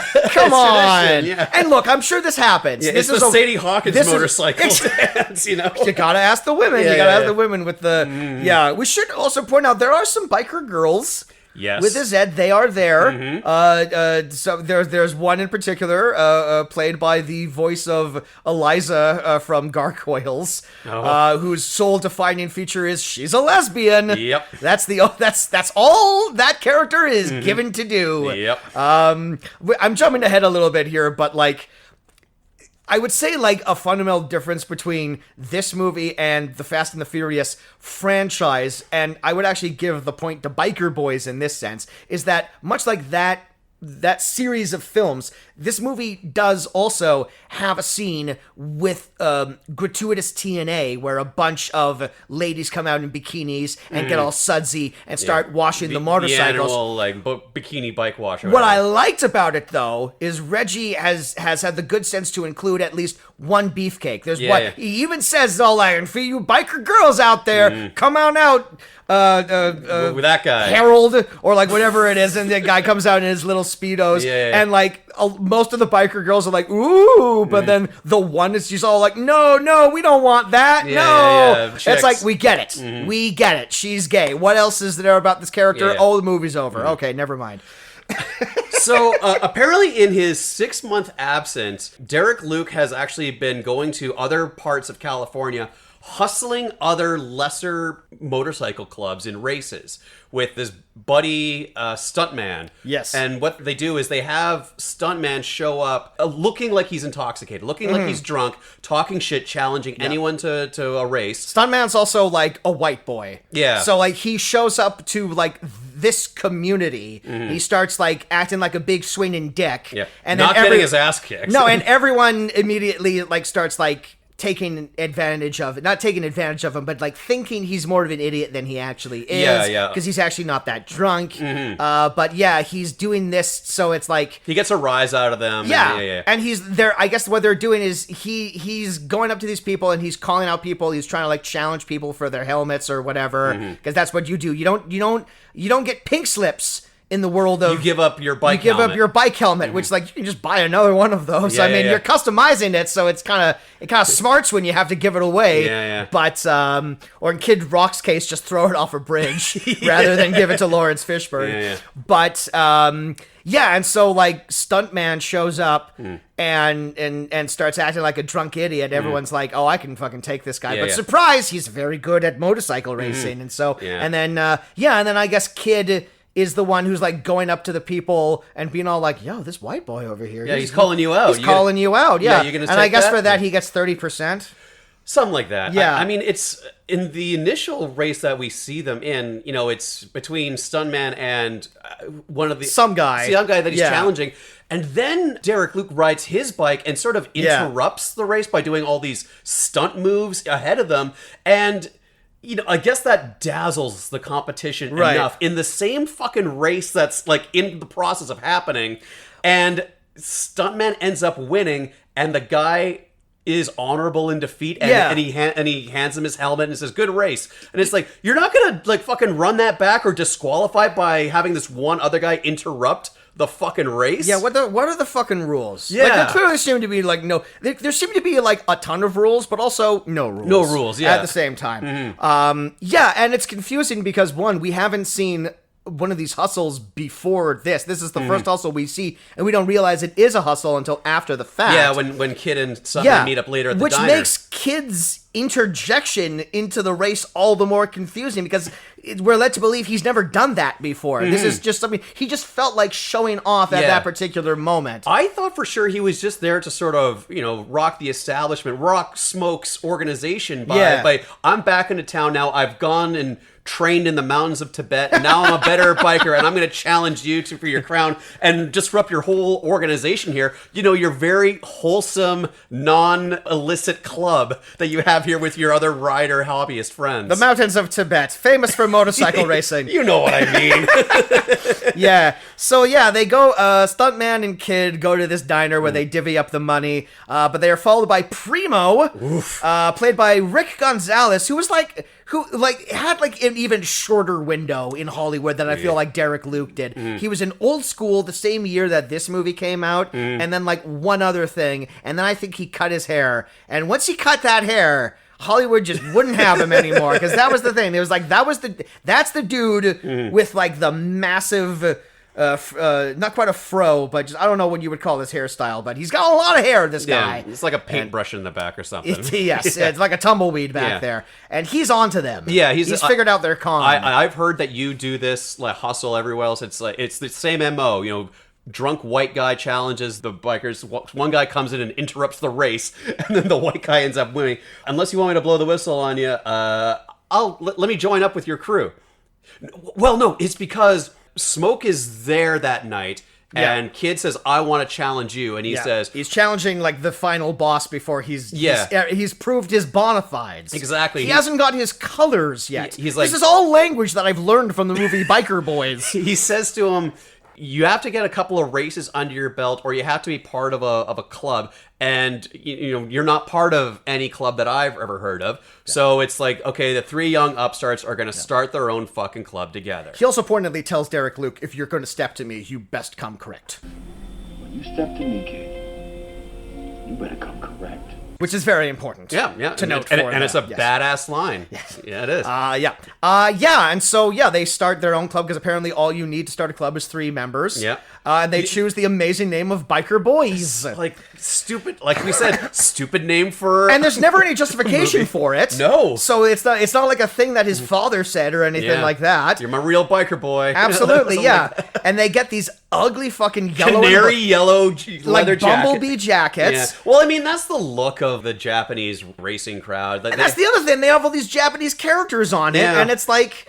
For what reason? You don't have any Japanese members, so for what reason? It's just purely like an aesthetic thing. I will say that the Biker Boys Club is like the most ethnically diverse group. Yes. Because it's led by Derek Luke, a black guy. His number 2 is Stuntman, a white guy. The Primo's Hispanic. Yeah, they got like a Filipino guy. Because they're immediately joined by Rufio himself, Dante Basco. And his actual brother. That's his real brother. These two guys come out of nowhere. These two guys come out of nowhere, and they're just all like, "We want to be biker boys, yo!" We got ATVs.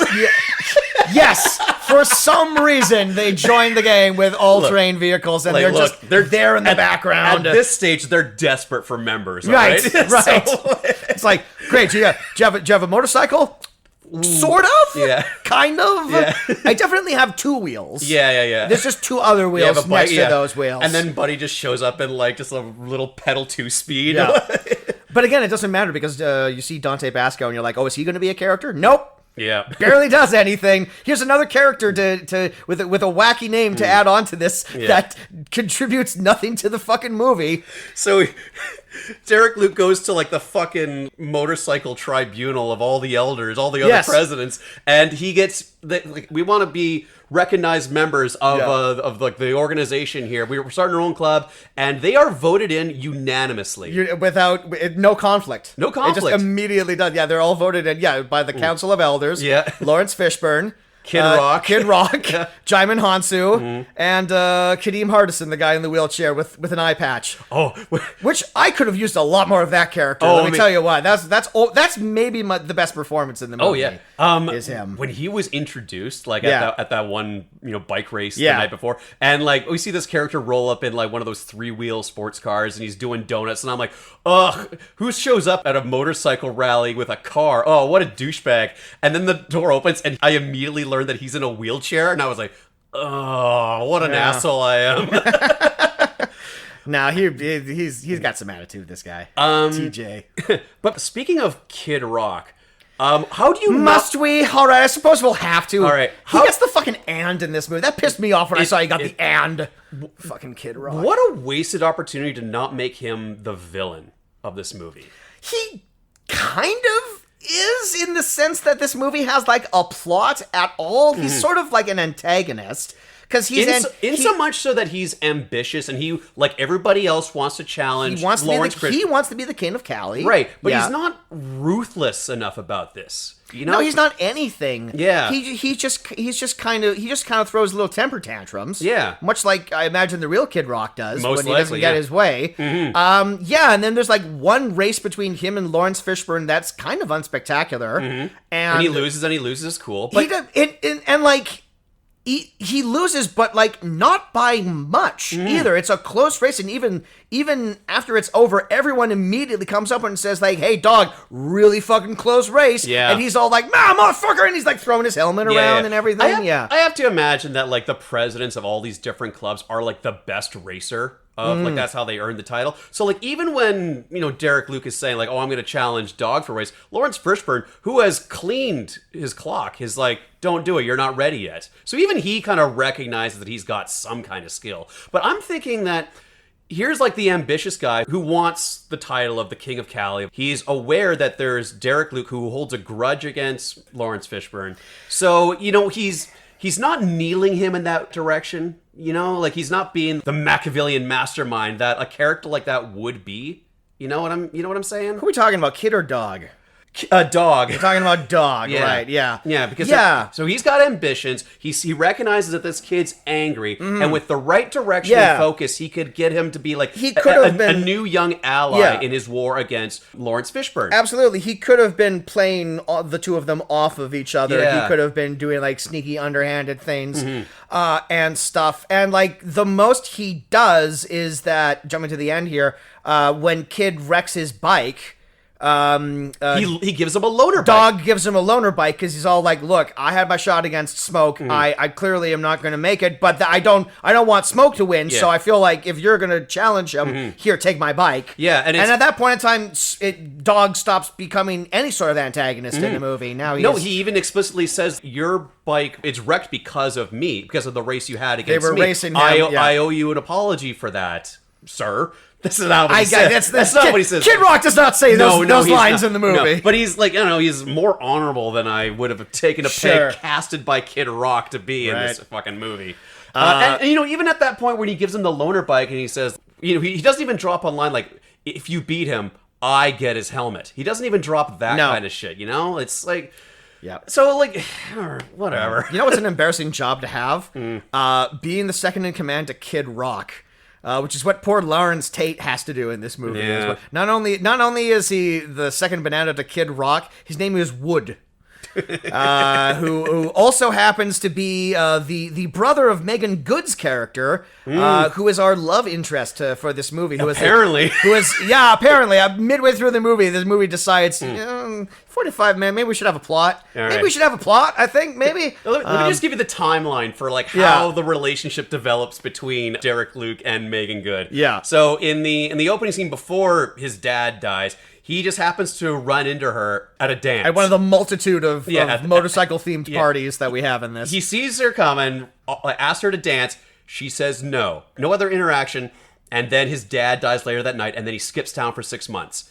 His first night back, when he and Stuntman pull off that stunt, he just happens to check out the crowd and see that, she's still around. She's still single. Yeah, she's in the world. Yeah. Because her brother's in the world, so I guess she hangs out with, they have the same friends or whatever. Sure. And then he just shows up unannounced at her place. She asks him, how did you find out where I live? No answer is given. We never find out. Her house, which is also her tattoo studio. Yep. It's both her work and her house. Yep. So I guess, I don't know, she's connected. So he found out he got her address from someone. He makes an appointment to get a tattoo done by her, gives her some sob story about how his dad died, and then they kiss, and now they're together. And I'm like, you had one interaction 6 months ago where she blew you off. Yeah. And then 6 months later, you guys are shacking up. You're skipping over a couple of things. He gives her, like, a weird bouquet of flowers that she has an odd reaction to. And then, like, it's like a couple of days later, and she tattoos something on his chest that's like something that his dad used to say, like burn rubber, not your soul. Yeah, burn rubber, not your soul. So she's tattooing him as because he pulls a move that is like a little audacious, but also at the same time, I kind of want to try it.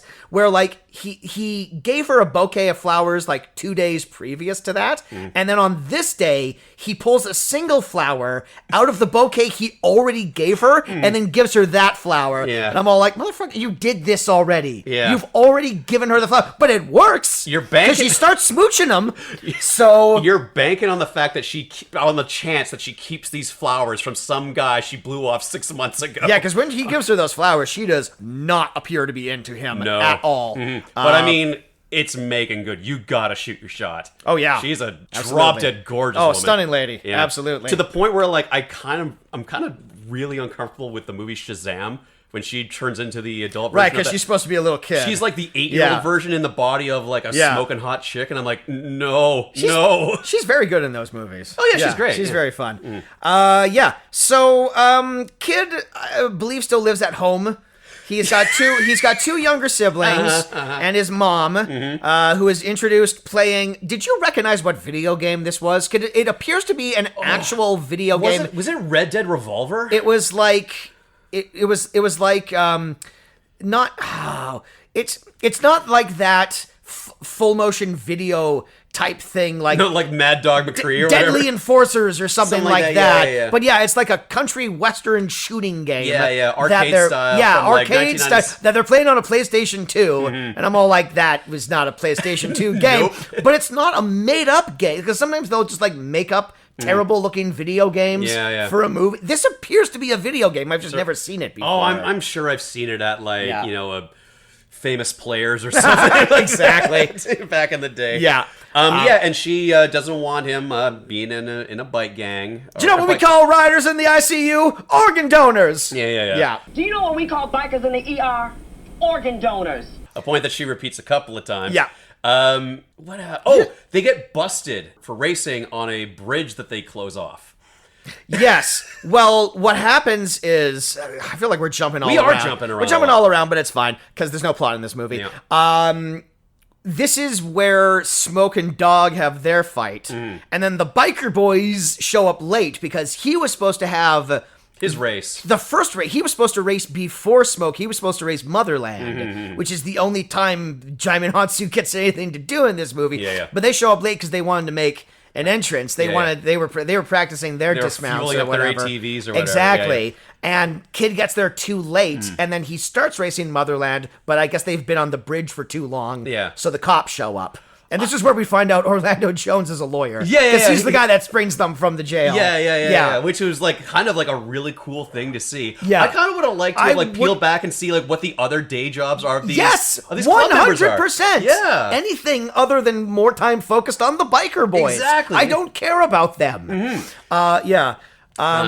So yeah, like his mom picks him up from the hospital and chews him out for being in the club, makes him promise not to race anymore. And of course, he the leader of this really tough, motorcycle club, he listens to his mom. Absolutely, and he holds to that, and the movie ends because he listens to his mom, and of course he's not going to go because he's a good boy. Of course, he's not going to go back on his word. But then, of course, like a whole bunch of bullshit happens in a second here. This is like a neat little bit of like film trivia that I just wanted to point out because I think it's kind of neat. You've seen Coming to America, right?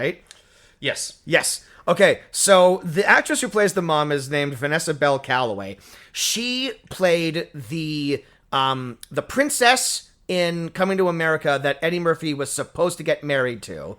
Is his arranged marriage. Sure. And then he goes to America and meets a nice American girl. He meets a nice American girl, and she is has like a fiance as well, the guy with the jerry curl. That is Eric LaSalle, who plays the dad in this movie. He plays Slick Will. And if I'm remembering correctly, at the end of that movie, those two sort of cast-off characters start making eyes at each other or whatever. So this is the same universe. These two characters got together. He lost the jerry curl and became a mechanic, and she lost her thick Zamundian accent and became a nurse in the ICU. And what's twice as funny is that they don't share any scenes together in this movie because he's dead by the time she comes into the movie. That's right. I don't know. I just thought that was kind of funny that they just have that weird little connection there. But I mean, there's lots of connections. As I said before, like there's lots of connections in between the actors in this movie. They all, they all work together. Sure, yeah. In stuff. But So it's the night of the annual Black Knights, dance. Yeah. The Sadie Hawkins. It's just the winter formal or whatever. And he's like, oh, we used to go there all the time. It's been like, it'd be the first year we go without Dad being around. Mom, you're coming with me. You're my fucking date. Yeah. And like, it's like the first genuinely nice thing Kid does in the movie. Sure, yeah. Yeah. And like, it's really sweet and wholesome. And yet, if I was a part of the Biker Boys, I would see the leader of my club rolling up with his mom, and I would have been like, taking your mom to the... Can I get out of this club? Can I get out of the... You know what? I just realized I'm in Biker Boys. Yeah. I think I hate the name. It might be time to... Two of the guys don't ride bikes. I hate these fucking canary yellow things. And he's taking his goddamn mom to the dance. Like, ugh. You know what it is? It's a starter gang. Yeah, it's a starter Motherland, club. Can I join your crew? Exactly. It's a starter club, and it's like you need to get like some bona fides, and that's... I really want to get... I really want... fucking loser. Exactly. I would join the Soul Brothers or even the Strays. Yeah. It's less embarrassing to be in a club led by Kid Rock. Exactly. So someone mouths off to Derek Luke about his dead dad. It's Laurence Tate. It's the brother of his girlfriend. Of Tina, yeah. And so they have a fight, and his mom goes to Laurence Fishburne and says, "You got to put a stop to this." Well, because he's going. What's weird is that like he issues a challenge, but he issues a challenge in the name of dog. So like Laurence Tate is the one who's getting up in his face. Who's all like, "You want to race? Fine, let's go race. Fine, I'm going to call Kid Rock." Yeah, and it's all it's pointedly. It'll be Kid versus dog, not Kid versus Wood. Yeah, I don't even think or Kid versus Kid. I don't even know if Wood rides a motorcycle. He seems to just hang out with the motorcycle people. He's the mechanic. I think he's the mechanic. Yeah, he's Kid Rock's mechanic. So she says, "You got to put a stop to this, Laurence Fishburne," and he says, "Why?" And then she says, "Because he's your son." What? And this I feel like maybe through like osmosis. I might have, not Osmosis Jones, but like osmosis, cultural osmosis. I think I might have known going into this that Laurence Fishburne and Derek Luke were playing father and son in this. But then when the movie started and he has like a different father, I'm all like, oh, I guess I forgot about it. And then it's all like, no, it's just stupid what they've done. And it's insane. Like I like on paper, this mom character seems like a smart person. And then this reveal happens, and I'm like, what? What are you talking? Your son is an adult man. At a certain point in time, like when he turned 18, you should have sat him down and explained this to him. Not like revealed it to both him and Laurence Fishburne in this moment, in the most dramatic way possible. Yeah, absolutely. I mean, like, there's no way that Slick Will didn't know that wasn't his real kid. Yeah, because she points it out. It's all like, I was like 8 months pregnant. And you know what? Everyone in that fucking community probably knew that, okay, well, she and Laurence Fishburne used to shack up all the time. They broke up, and then with, like, oh, now she's pregnant. She's only been dating Slick Will for for a short while. Put two and two together there, right? But the only people that don't seem to know that are the son itself and the actual father. Well, and the mom says, like, the only person I ever confided in was Orlando Jones, because he seems like a good, like, friend of the family. And you know what? I would confide in Orlando Jones as well. You probably got to settle up some legal exactly. paperwork for all that. She probably with the smartest person. She probably had her bases covered. She's got like a couple of like documents or whatever. Attorney-client privilege there. But she throws it in Laurence Fishburne's face, and like she gets really indignant in a moment here because she says like, "Use your eyes, Smoke. Look at him. Look in a mirror." And I'm like, Derek Luke doesn't look anything like Laurence Fishburne. They're two very different looking men. Also, Laurence Fishburne, 13 years older than Derek Luke. And I get that Smoke might have been a bit of a player back in the day, but probably not that young. They also dropped that point that Derek Luke was 18 years old at that point, and I was like, bullshit, that's an 18-year-old. Derek Luke is one of those guys, like, when he got started, he got cast as, like, young actors for a while, despite the fact that he was, like, pushing 30 when his career started. And it's like, it's this thing that happens sometimes with actors where, like, Hollywood producers are convinced that an actor looks younger than they look. and then you watch it, like years after the movie came out, and you watch it, and I'm all like, that's a grown ass man. Yeah, exactly. That's a grown ass man, and everyone's calling him kid. Yeah. He has, Yeah, he should be going to actual high school dances at his age. That man not the motorcycle club dances. That man has been paying taxes for 10 years, at the very least right now. Yeah. Yeah, so Laurence Fishburne stops the fight, and then he and Kid get into a fight. And that's when Derek Luke and the biker boys split off from the motorcycle league or whatever, and they start their own fucking league where they take a darker path, and they're going back to hustling the. They make their own rules. They make their own rules, which is the other trailer line I remember from the biker boys. We make our own rules, and they certainly. And by making their own rules, what they mean is they're going back to hustling, even though Laurence Fishburne has stated quite obviously that this hustling is frowned upon, and if you do it, you won't. You won't be in the, what is it, the collective? What do they call it?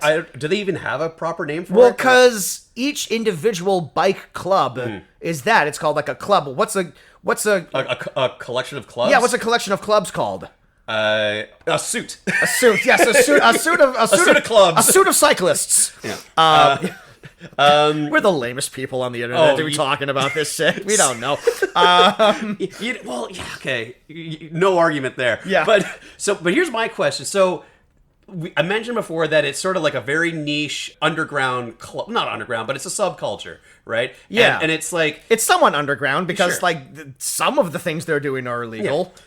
The street racing, for one thing. well, but they're doing it in like unpopulated parts of town. Sure. Like sort of like after dark, like near like abandoned airport tarmacs or what have you. What's wild is that like Except the only time that they do something that I have to say was like explicitly illegal is when they close off that bridge. Right, but then other times they're doing it at like an actual racetrack with like people in the stands and stuff like that. Sponsorships. Yeah, and it looks like it's like clearly they must have sold tickets for this. Yeah. Like this must be the legal portion of this. Yeah, so they mentioned that like that bikini car wash or bike was for wash charity. was for charity. Yeah. So they seem like all upstanding people. Yeah, You know, at no it's point just do the cops come and shut this down. except for the one time. Yeah, but that's because they blocked off bridge traffic, which is Right. understandable. But even then, Smoke says, "Oh, like we've blocked this off for too long." Yeah. So there's like a window where we can do like they've done this enough times to know that like Yeah. maybe like there's one guy in the club who's like the sheriff or there's like not enough traffic at like in between like 2:30 and 3 or whatever. in downtown LA. Exactly. Yeah, the traffic just stops famously at this point. Yes, very limited traffic. But my point is that like in these in this collection of clubs, there's like 6 different clubs a part of this. There's like 100 members strong in each club. Let's say, who's left to hustle? Like in the other parts of town where word's going to get around that the biker boys are hustlers. It's like, no, you kind of want to just stick with the actual group that you're a part of, like the actual club, Well, Primo says that as much the first time when he's like introducing them is all like, if you keep doing this, you keep running the same scams, eventually people are going to get what? Yeah. Look at me, I'm an idiot and I figured it out. Yeah, so yeah. like, and then for some reason, because Kid is just all butthurt about like what happened at the club. But by the way, the bar fight, not nearly long enough. I'm sorry. This is a motorcycle movie. If you have a bar fight, it needs to go on for like 5 minutes at the very least. And I was expecting it to go on to like They Live yes, levels of and length. other people should join in, and like people should be cracking pool cues and beer bottles. But it's not that. It's not a bike gang. It's a really club. not. It's a club, and we have rules here, and we're all A lot of these guys are. A lot of these guys are parents, Exactly. it's a school night, they gotta get back. They're dudes with big beers, and then we see this one fight happen, and they all go, "Oh goodness me! Yeah. Oh my!" Yeah. Yeah, and as it turns out, going back to hustling is a terrible idea because they get boshed. They Harry Bosch. They get boshed immediately. You want to explain that joke? I get that joke because I'm a fan of the show and the books. People know who Bosch is at this point. All right, well, Bosch has entered the lexicon of popular characters. He's the leader of what I'm going to assume is like a legit criminal bike gang. Yeah, the people you don't want to hustle and fuck with. And Smoke has to once again. I don't know. He must have some sort of radar or whatever whenever Kid's in trouble because he always shows up to bail him out, to save his ass assassin, whatever. And yeah, he sweet talks. He gives Bosch like a bunch of money. I'm just calling him Bosch. Yeah, I've seen him in a bunch of other shit, but like, oh, Titus Welliver Yeah. is a fantastic actor. Yeah, Yeah. definitely. But yeah, once again, a character who shows up is given a name, has like 5 lines of dialogue, and then out of the movie. Yeah. Barely a character, which is fine. This movie has a lot of characters. it does. Yeah. I mean, we haven't even mentioned Lisa Bonet, who's also there, who becomes Laurence Fishburne's girlfriend by the end of the movie. Yeah. She was like his old love. Yeah. And then she's with the guy that they scam at the beginning, and then he took off, and then she finds out that Laurence Fishburne's very sad because he found out he had a son. So she just shows up at his house and is just all like, "You can have me." Mm-hmm. And that's a well written character there you right go. there. Wow. Absolutely. Strong female. Absolutely. Character. Yeah. Yeah. So I guess Derek Luke, he's got enough races under his belt. Throws down a legit challenge. Yep. It's like a loser gives up racing challenge. They're sitting in these crazy chairs. Did you notice these? It drew the eye a little. They're made out of like corrugated steel, but Mm-hmm. it's like it hasn't been like finished, so like the edges are like super pointy. It's like the fucking Game of Thrones chair. Yeah. It's like if you shifted your body while sitting in that chair, you would slice open like all of your arteries. It doesn't look comfortable at all. That was in the Biker Boys clubhouse, right? That's their lair. Okay, yeah. well, you know what? That's not even the tackiest bit of decorating they have in that fucking lair. What? I'm forgetting something. What are you talking Oh, about? it's that commission painting they have of my God! The Last Supper. The fucking Last Supper. I forgot about that shit. I mean, That's it's not even right. shown in proper frame, but like you can tell that's what it's gonna be. Yeah. And I'm like, okay. Man, you're right. Someone painted that. Someone was commissioned to make that for this movie, and it's in the movie for like maybe 2 seconds. Maybe it wasn't finished. It was, yeah. They got as far as Derek Luke, and they're all like, and there's some other, Yeah, everybody some other else. guys are there too. It's Yeah, fine. Yeah. I'm like, who is like in that case? I wanted to see it because I want to see who in that gang that we've seen of the Biker Boys is going to be the Judas, but we don't see it because this movie has no fucking villains. I mean, it has to be Stuntman. If there ever was a Judas, it's Stuntman. Stuntman's not a character, but like if you wrote an actual plot around this movie, he would be the one that betrays Kid at some point in time because he's his best friend. Yeah, it would make the most sense. It's the only Yeah. other biker boy that we spent a ton of Right. time with, and you know, he has a career as a criminal going. Whatever. I don't Whatever. know. Yeah. So I mean, like, we truly don't know anything about these characters because, like, so much of the runtime of this movie is focused on the uninteresting soap opera drama between Smoke and Kid, and I just don't care. It's just the most basic, like, oh, I didn't know you were my father, and I resent you for some reason. I never wanted to be a father, but maybe I want to be now. And it's just that ad nauseum. And it's like, you have all of these other semi-interesting characters, I almost said interesting characters, semi-interesting characters, played by, you know, a murderer's row of great actors, and you give them nothing to do. There's a scene early on where they're in a diner, and Primo is giving this story about how he got tricked by this woman. They were racing and she lost, and she said, like, if I lose, you can do whatever you want with me. And they went What was back. the point of that diner scene? And they went back to a hotel, and then he got handcuffed, and then people came in, beat the crap out of him. robbed him. And robbed all of his money, and he had to ride his motorcycle buck naked. And he tells this story, and they laugh at him, and then that scene is over, and I'm just all like, could we not have seen that? Could that not have been its own fucking scene? Because film is a visual medium, so you don't just tell an interesting story. Why not film that, Reggie Rock? Or how about cut it? Because it has nothing Yeah. to do with the rest of the movie. Exactly. If you're not going to actually shoot it, then yeah, it's not necessary. Yeah, I mean, like, is that just to show the camaraderie between the guys? Because it comes right smack dab in the middle of the movie when we've already just, like, gotten to know these guys I mean, already. I guess they needed something because without that, it's like, are the Biker Boys even friends? Do they even like hanging out with each other? I don't know. I also don't care. Yeah. but- I mean, the only other bit of bonding we see them do is when they're riding their bikes at night and they're doing those dangerous tricks where they have, like, the steel soles on their shoes and they're, like, you know, shooting up sparks and everything. Yeah, that's good bonding right there. I wrote this down because, and I'm sure this is an actual motorcycle term, but it's funny. It comes when Kid is giving, like, his big impassioned speech about, like, Biker Boys make their own rules, and he says, like, And another thing, from now on, Biker Boys set their own rules. We doing wheelies, they can't even name it. We doing stoppies, yo, they can't even frame it. Biker Boys! And I'm like, okay, I'm sorry. Stoppies. I'm sorry. You cannot say the word stoppies in like a montage with like serious music playing and expect me not to corpse. That's objectively the funniest fucking word. Stoppie. I can't believe it's called stoppies. It shouldn't be. It shouldn't be called stoppies. You gotta think of another name for that.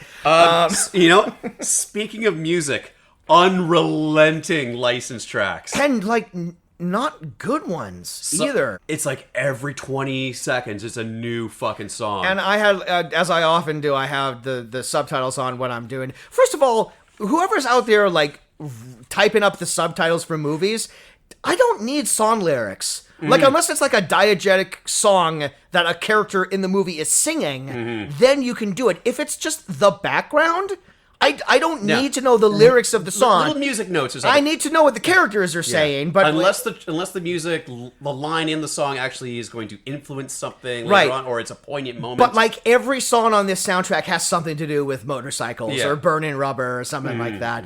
But like I don't know. Like, holy fuck! Take a drink every time the music changes. surprisingly, was there any Kid Rock on the soundtrack? If there was, I didn't Mercifully, notice. no. I don't If there think. was, I didn't notice it. You would have thought that that would have been in his writer. Although there is a very funny the thing on the IMDb trivia that's my favorite piece of the is it trivia like- thing, where Kid Rock apparently was compensated in Monster Energy drink for this movie. That's what it says on IMDb. You know what? That's a little bit better than what I was assuming the IMDb trivia was going to say. I thought it was going to be something like, this movie features a character named Kid. Kid Rock also appears in this movie as a character named Dog. Kid is the name of... Kid is the Rock of Derek Luke's character. Like, I'm sure that would have happened, yeah. But it's Kid a, Rock shares the name of a character. it's a great piece of trivia because one, it's believable. Yeah. I would totally buy that Kid Rock got paid in Monster Energy drink for this movie, but it's twice as funny because it's like, you hear that and it's all like, okay, whatever. Did he have like a 1-day cameo or anything like that? No, he's in multiple scenes. He's a prominent He's character. a prominent character, and he's just all like, we could pay you like the standard scale for like actors at this point in time in Nah, 2003. Nah, man. Monster Energy. Every word I say, Bow, chick, bow, chick. that's a fucking can. Every word. Oh man. All right, Kid so Rock. let's fucking wrap this up. So, Derek Luke challenges Laurence Fishburne to a race, and for like the third time in this but movie. this time they actually go through with it at like some, you know, out in the countryside. He says there's a greedy farmer who's gonna let us ride on his land. Sure. Yeah, and I'm all like, oh, is that gonna be like a thing? Nope, not really. No. It's just to establish where like the final scene of the movie takes place. And they agree on the terms that it's going to be a straight, no gimmicks race, no nitrous, no nothing. that's how you differentiate this from the Fast and the Furious franchise, because they love their NAS in that franchise. But this one, they literally take it off their bike and they say, none of that nonsense. Get out of here. We just use our God-given natural talent to ride bicycles, and then when I'm going really good, it goes into the tunnel vision. I got tunnel vision. We did not even bring that up. How like Laurence Fishburne has the ability to like focus his vision into like this weird tunnel vision. But then when this wall-eyed looking motherfucker, he shuts out everything else, and it literally appears like he's in like a foggy tunnel that only or like only he's he going can down see. like one of those water slide tubes. Yeah. But then in this final race between Kid, what's all the walls of my tunnel vision? I'm getting, They're all flashbacks. They're all flashbacks of things that people have told me, and there's Kid's mom saying he's your son. Yeah. And I'm like, no, oh God. I gotta be a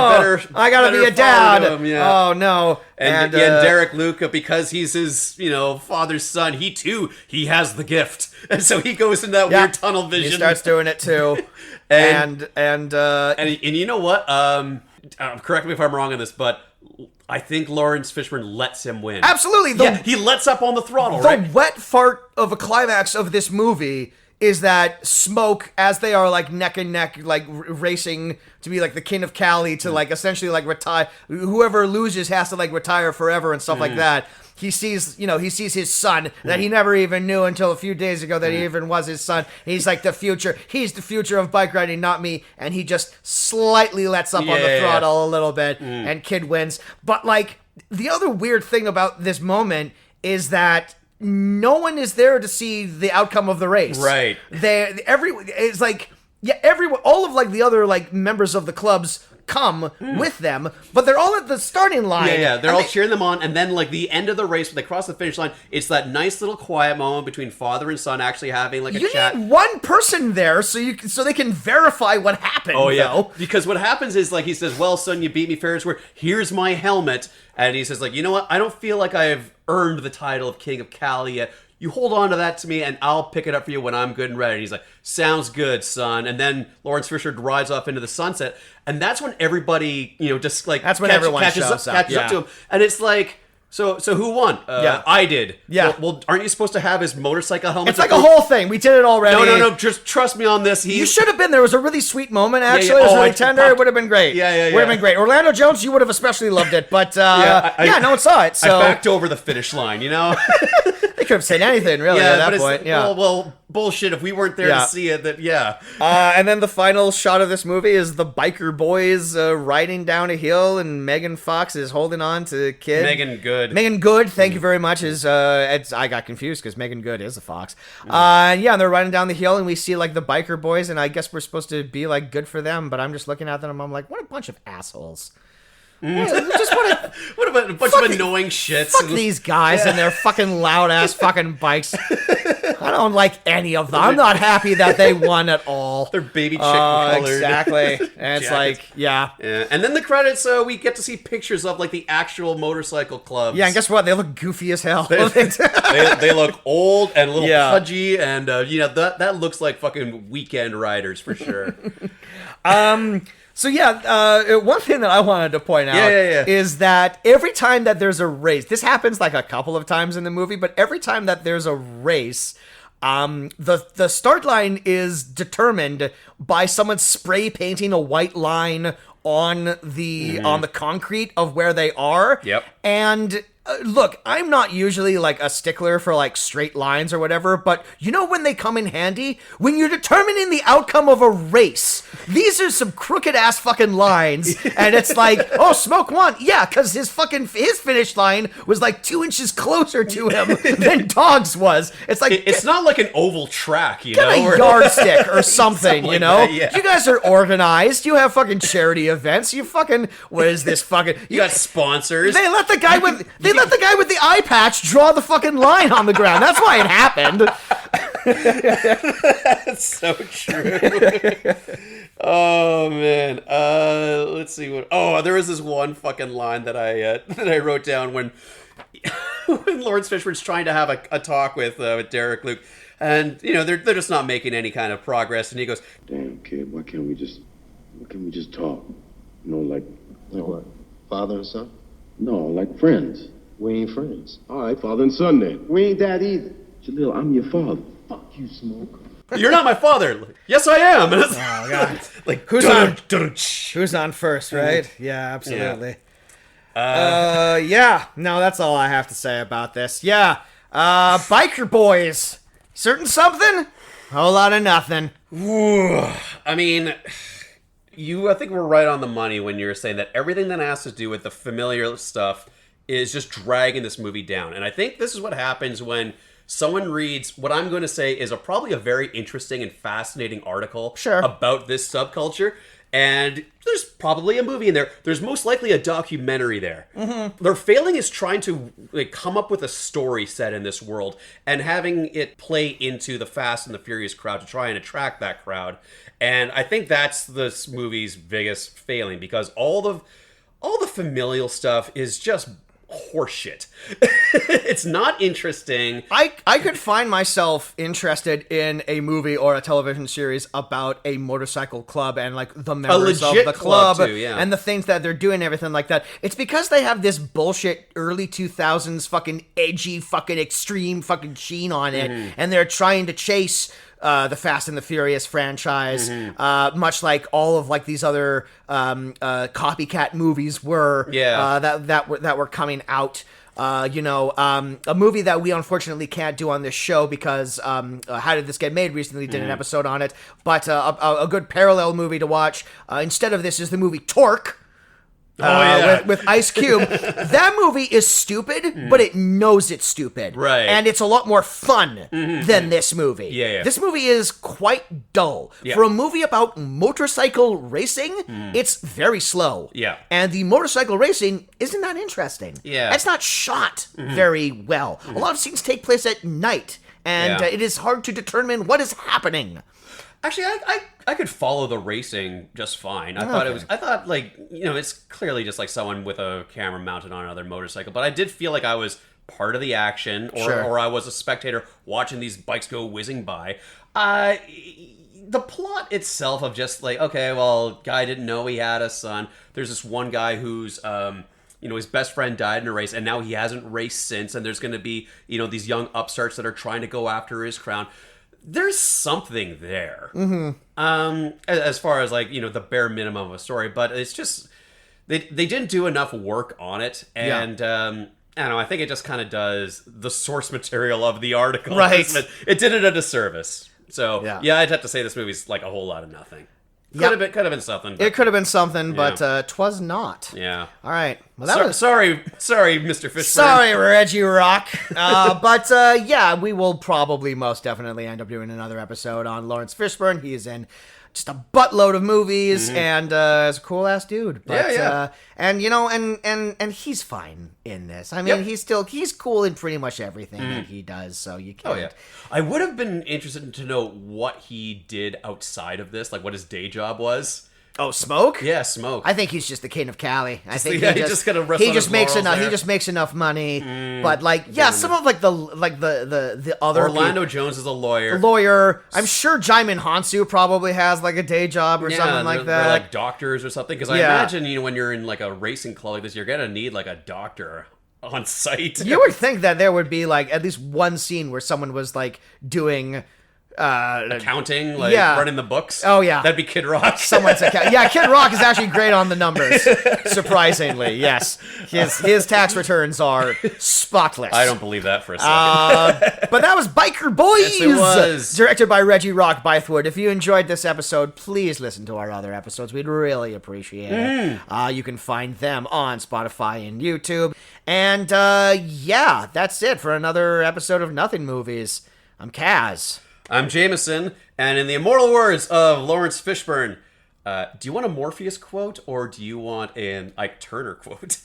Oh, let's go ahead with the Morpheus quote. That feels like the less problematic of the two quotes. All right. Yeah.